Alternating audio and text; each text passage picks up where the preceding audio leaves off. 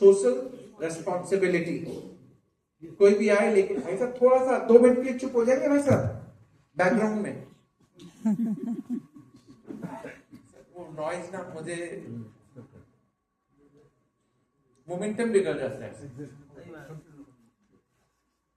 कम से कम मैंने आपको 4 बजे तक रोक लिया, आप रुक गए, तो आप सब बहुत अच्छे बच्चे हैं।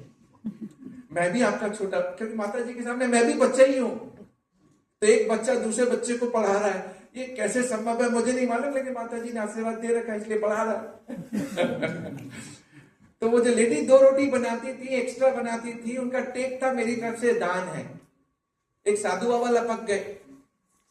साधु बाबा जब भी रोटी लेके जाते तो ये बोलते थे, तेरा बुरा तेरे पास रह जाएगा, तेरा बुरा तेरे पास रह जाएगा और तेरा अच्छा तेरे पास चल कर आएगा।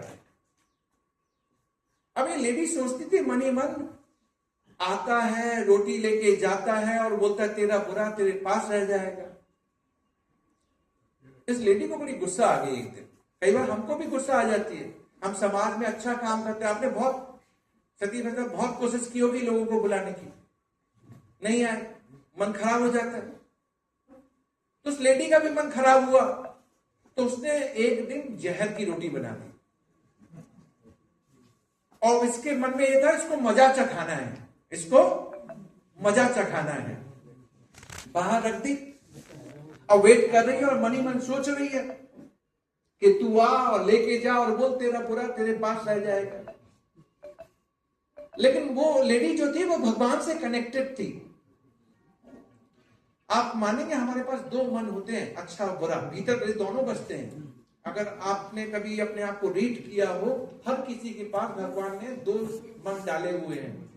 अगर आप भगवान से कनेक्टेड है ना, तो कोई ना कोई हमें भीतर से रोकता है गलत करने से, कि मत कर, ये गलत कर रहा है, करने दे, इसका बुरा इसी के पास रह जाएगा।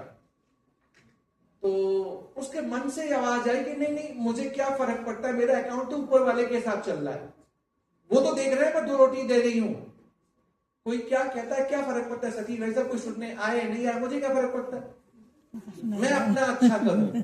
और अगर मैं इन्हीं लोगों के बीच अपनी अच्छी बात रख के जाऊं, तो मेरा भगवान तो मुझे देख रहा है ना। तो वही बात उस लेडी के मन में आई कि मुझे कोई फर्क नहीं पड़ता। फटाफट उसने जहर की 2 रोटी वापस उठाई और 2 फ्रेश रोटी फिर बनाई और बाहर रख दी।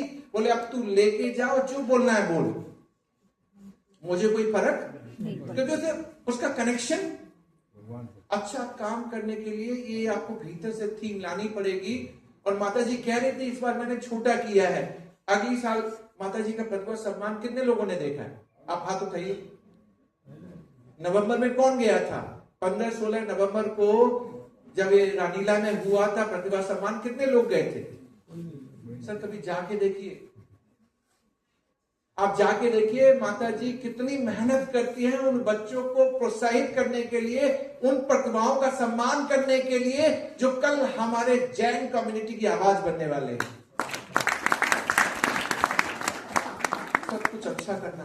तो इस लेडी के मन में जब ये सारी चीजें साफ हो गई, और जब साफ हो जाता है मन ना, तब हल्का हो जाता है, फिर फर्क नहीं पड़ता कौन क्या कह रहा है। बच्चों से भी मैं बोलता हूं, अगर मैं मेहनत कर रहा हूं ना, तो मेहनत करते रहना चाहिए, बगल बगल में क्या बोल रहा है कुछ नहीं, मेहनत करेंगे रिजल्ट आएगा।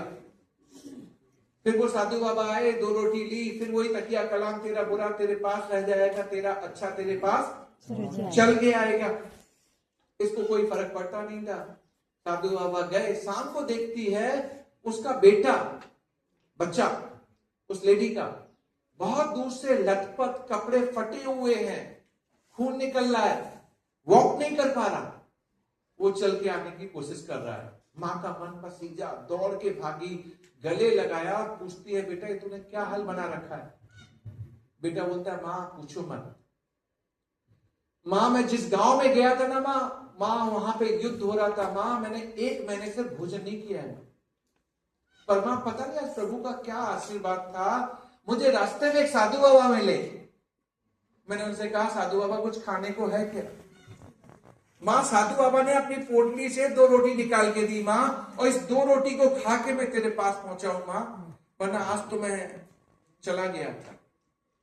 पर मां मैं ये नहीं समझ पाया, साधु बाबा ने 2 रोटी दी पर यह कहा कि तेरा बुरा तेरे पास रह जाएगा और तेरा अच्छा तेरे पास चल के आएगा, ये नहीं समझ पाया। तो पर मां को समझ में आ गया था कि अगर आज जहर की रोटी दे दी होती तो तेरा बुरा तेरे पास रह जाएगा, लेकिन तूने अच्छा किया है तो तेरा अच्छा तेरे पास चल के आया। इन्हीं भावनाओं के साथ जय जिनेन्द्र।